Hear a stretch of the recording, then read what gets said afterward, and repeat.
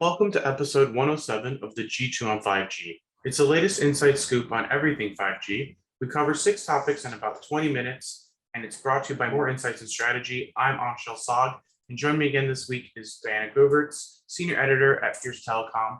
Will is in Paris this week and won't be joining us, but we hope to have him back again next week. So let's get started. My first topic this week is about SpaceX's war on 12 gigahertz for 5G and how it's flooded the FCC with over 70,000 comments. It's kind of an interesting topic because we talked about it last week on the podcast and how they had sent out an email to their customers telling them that they had done this testing and that they found significant harmful interference on the 12 gigahertz band. And because Starlink operates in that band, that it would impede and interfere with their user experience. So they actually had 70,000 users comment on the FCC telling them that they don't want this to happen. And it seems to be heating up. And this is kind of like, from what I see, a lot of this is being directed straight at Dish, because Dish is the one proposing the use of this spectrum. But I'd love to hear your take.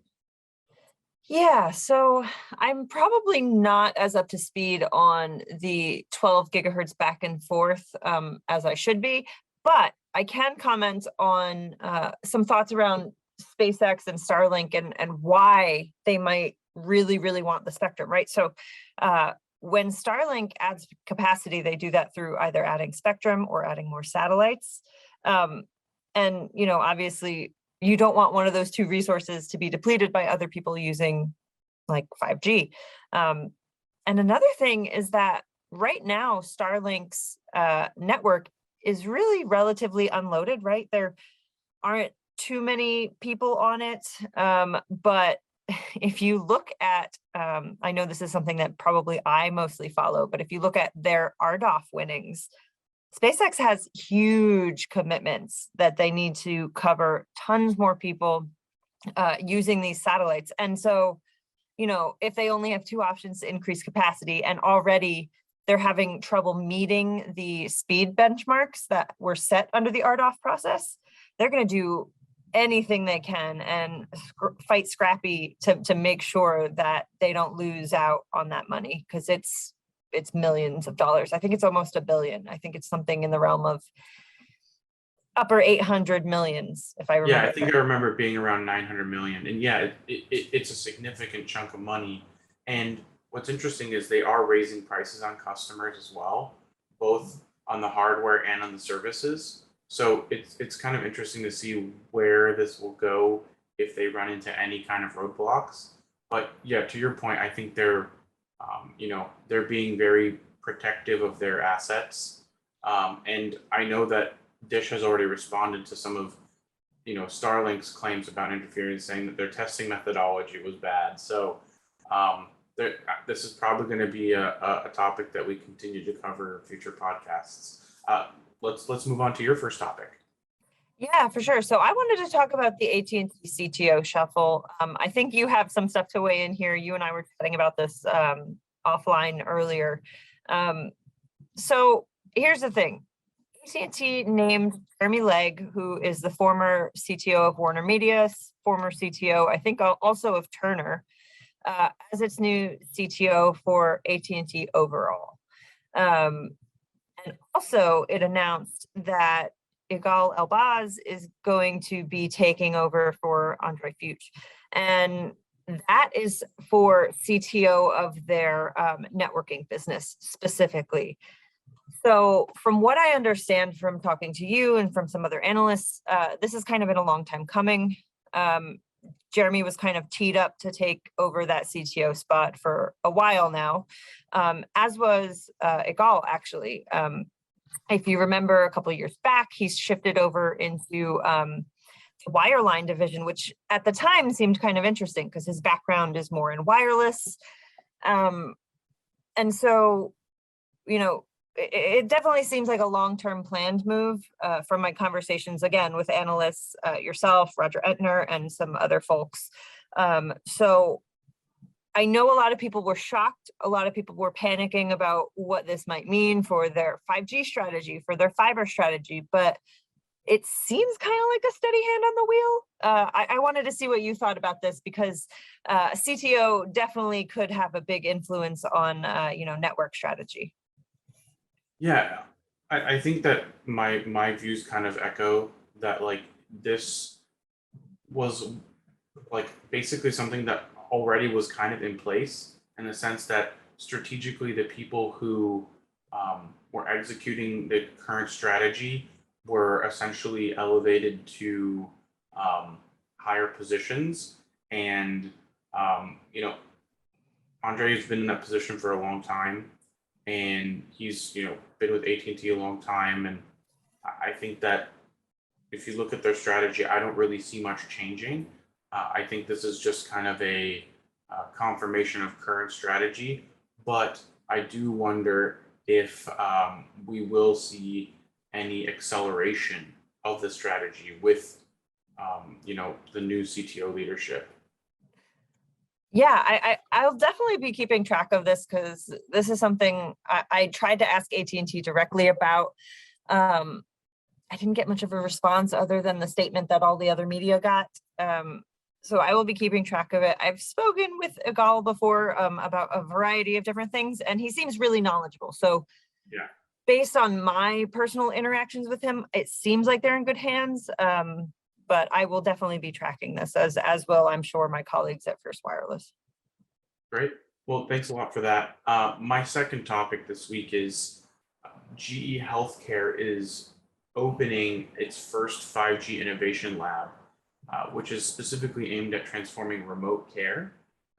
What's interesting is this is actually opening in India, which can make sense if you think about like a lot of the customer service and a lot of like the telecommunications stuff does happen in India. But the problem I see with this is that there is no 5G in India today. They haven't even auctioned any 5G spectrum yet. So we are still very much in the early phases of 5G in India. So I think it's kind of a bit odd that they would be doing this testing there, because they would have to create a fake network to do testing, some kind of test network maybe. But I do think that there are going to be a lot of use cases for healthcare in 5G, and GE is one of the biggest in the space.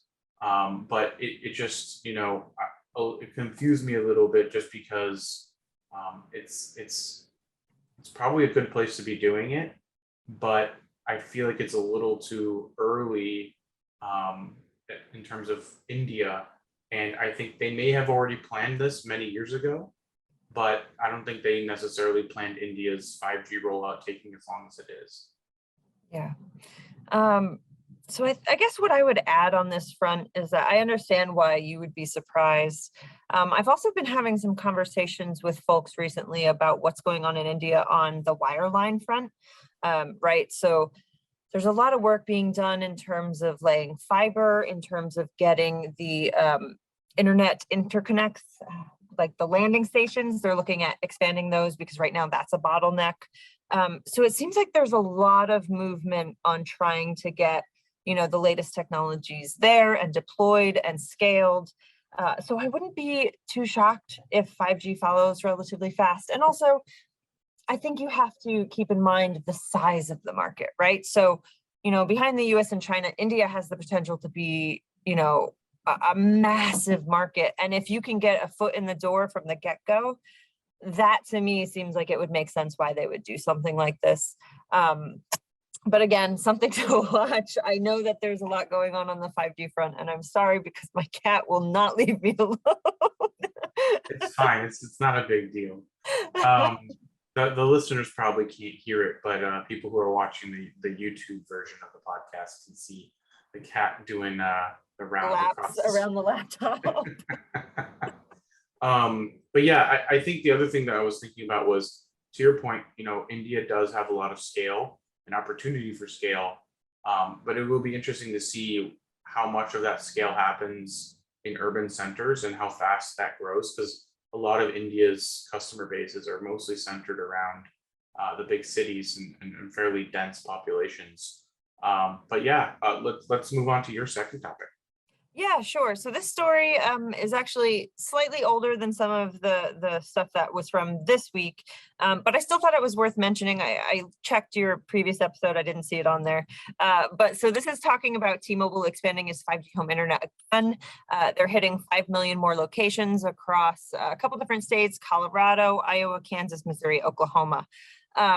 This is interesting to me in the context of, as you know, as I keep mentioning, I've kind of been really involved in the wireline world recently. And so fixed wireless is something that they're talking about a lot, right? So not necessarily that fixed wireless is stealing their net ads or stealing their customers, but in that it might be taking share from customers who might be switching from DSL, and instead of going to cable or fiber, they're jumping on fixed wireless. So the fact that T-Mobile is expanding coverage to 5 million more is interesting. I would be interested to see what it does to Q2 and Q3 ads for cable and fiber.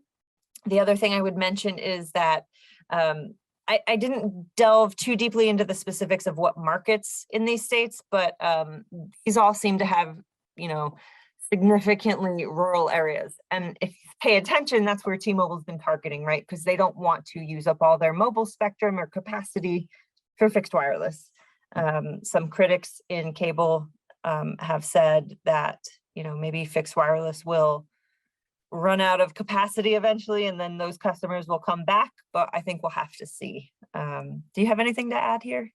I think that's very wishful thinking, especially when you consider that, T-Mobile is going to be freeing up other spectrum other than, 2.5.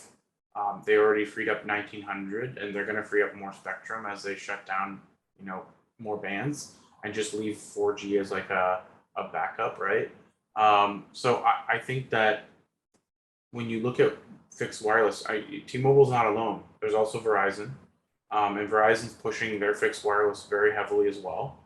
I recently was at a Verizon store and I was shocked by how much fixed wireless advertising I saw.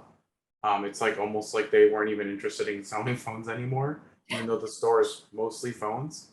And I think that T-Mobile is going to continue to grow their net ads through these kinds of expansions because, a lot of people who live in these rural areas are still dealing with, single digit megabit service that's extremely unreliable.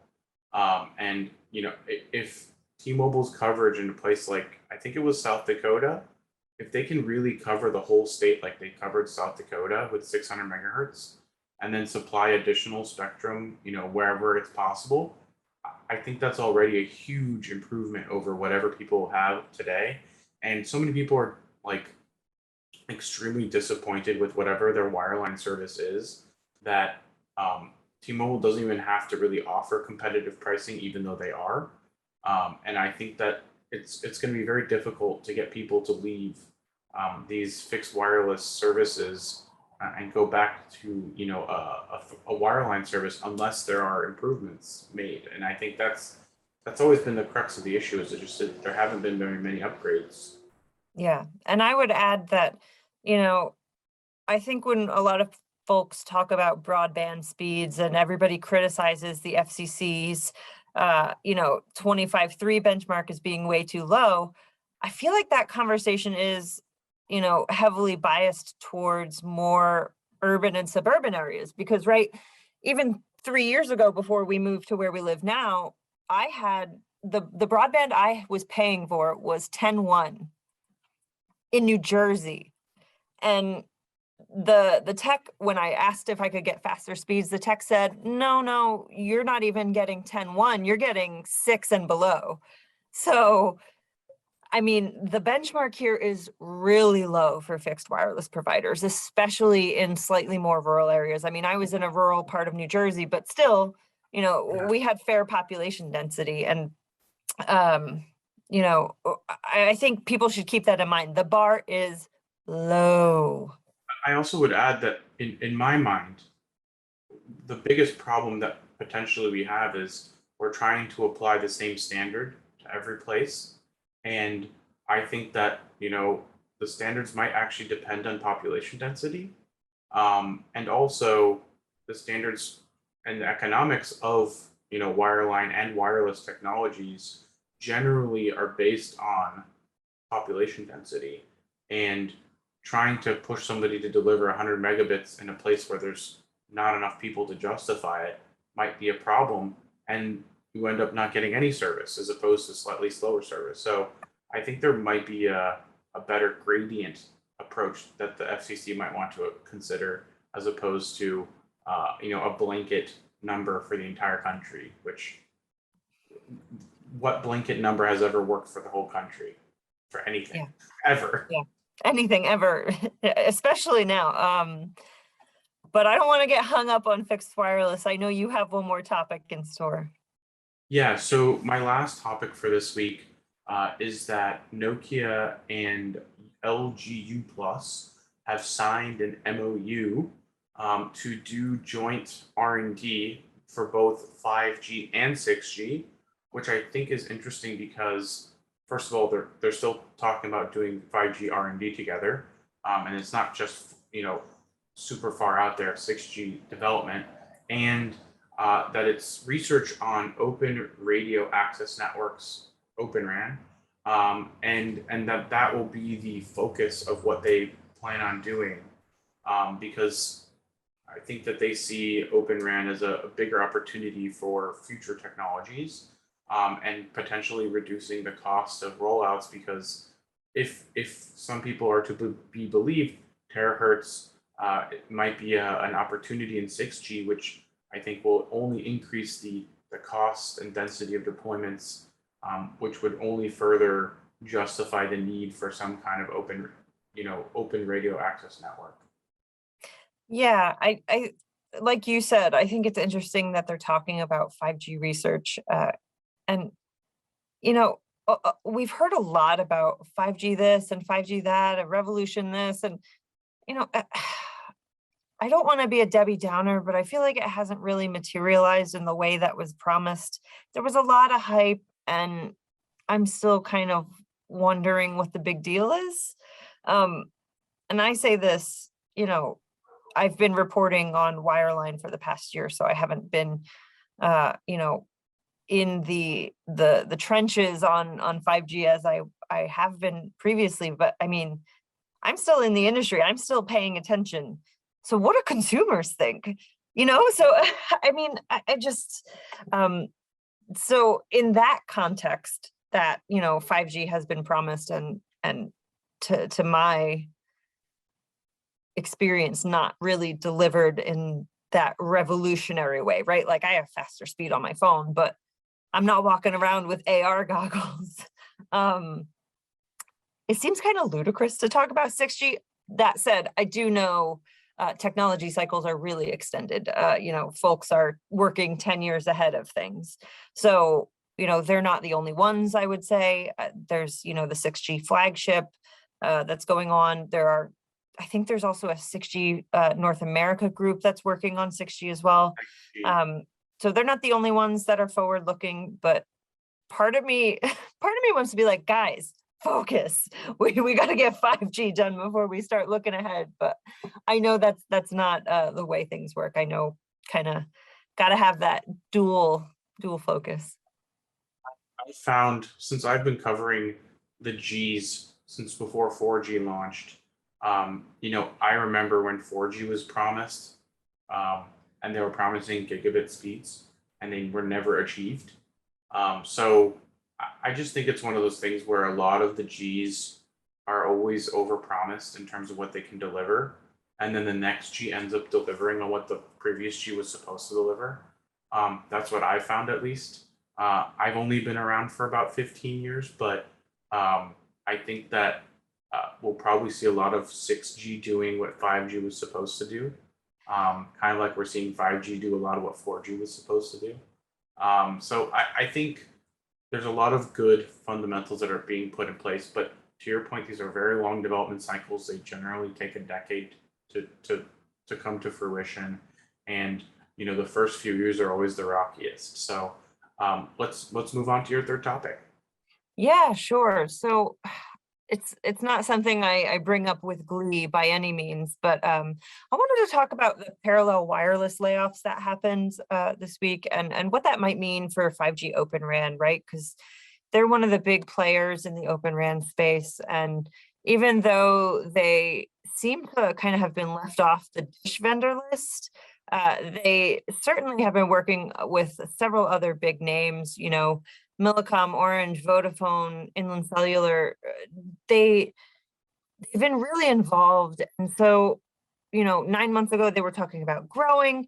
Now they're cutting staff. They're cutting some longtime employees who we all know. They haven't talked about the size of the layoff, but they've said only that they're making adjustments to right size the business. And they said reason they gave is that, because of supply chain constraints and the pace of adoption of Open RAN. And it's that last little bit that gives me pause, the pace of adoption of Open RAN. And what does that mean, not just for parallel wireless, but the market more generally and for other players who are trying to work on Open RAN? Yeah, I think it's interesting because, I'm less in the network infrastructure side. So, Will is usually the one who lives and breathes that stuff. So I'm a little bit more removed, but I think because I'm a little bit more removed, I have a little bit more of um, you know, a slightly more critical view of Open RAN, kind of like you have a slightly more critical view of 5G now. Um, and I think that when you consider that Open RAN doesn't necessarily, easily slide into the existing network infrastructure, and that there are still a lot of integration challenges, and that greenfield networks are the best opportunities, of which there are not that many anymore. I think that Open RAN really benefits the most from new potential deployments of 5G, which I believe will mostly be private 5G networks. So I think that there needs to be more of a focus on what Open RAN means for 5G and how Open RAN fits best into 5G that's available today. And I think really the pace of adoption for Open RAN is actually a function of, private networks are going to take a long time to build out, and because of that, Open RAN is going to take time to gain adoption. But I think long term, Open RAN will become another opportunity for everybody, both to reduce costs and also to, increase deployment speed. But I think it will just take time. And, a lot of these startups and a lot of the industry love to hype things up and talk about how fast these things are going to grow. But generally, they tend to move pretty slowly, especially if we're talking about a technology where it's very dependent on enterprises. And if private 5G is going to be the area where Open RAN is the most relevant, then it's it's definitely going to be a slow progression, into relevance. Yeah. We're seeing over on the wireline side a similar push to try to open up and disaggregate the network the way that Open RAN is working to do in wireless. So they have disaggregated broadband network gateways. They're looking at tweaking the core. There's so much going on, and as I was thinking about the wireline stuff, I kind of flashed back to some stuff. I think it was Neville Ray said over at T-Mobile, and it's kind of, whose throat do I choke when something goes wrong? And I think for any provider of a critical service, the way broadband is, whether you're talking about mobile or fixed, that's a question that I don't think has been answered yet. And I think that's a really big problem for Open RAN, because these networks can't go down in a world where we all, or as many people as can, work remotely, in a world where telehealth is a thing, where virtual education is a thing. These networks can't go down. And if you don't know who you're supposed to call when something goes wrong with the Open RAN equipment you're using, because different software vendors are working with different hardware, like, that's a problem. And Yeah. I think that is something the Open RAN ecosystem as a whole, fixed and mobile needs to solve if they want this to take off. Yeah, and it's interesting because I was talking to Will about this maybe a podcast or two ago. I think we're going to see a lot more consolidation within the industry because it's going to be necessary. I think it was when Qualcomm acquired Cellwise. I think that's a perfect example of that because Cellwise is offering services for a lot of these vRAN and Open RAN kind of technologies, and Qualcomm's offering the hardware. So you're going to see more and more hardware vendors, I believe, acquiring software orchestration and management services because they want to have more integrated solutions because, to your point, people need to know who to blame and for what. And I think that's just going to be a natural progression as companies start to get picked off either because they have compelling technology or because they no longer have financial viability. Either way, I think the consolidation is going to be necessary. And there's a lot of companies in the space right now. And I think only the serious players with the right funding and the right strategy will be the ones who succeed, which ultimately is what you would hope for down the road as these things develop. Yeah, absolutely. And vendor lock-in sucks, but it makes things easy, doesn't it? Yeah, and that kind of is antithetical to the whole open thing, right? Yeah. But I think you can still be open and still have integrated software and hardware as long as you follow standards. So I think standards will continue to be important, and if there's a organization that manages all that, I think that will help the industry move forward in a semi-open, semi-closed kind of way. Absolutely. Great. Well, I think that wraps up our podcast for today. So I'll take us home. We hope our viewers and listeners found this week's topics interesting. If anyone out there would like to provide insights for a specific 5G topic on a future podcast, please reach out to us on social media. Diana is at Dia Marie's Beat, and I'm at Anshel Saad. We hope you have a great weekend, and please tune in again next week.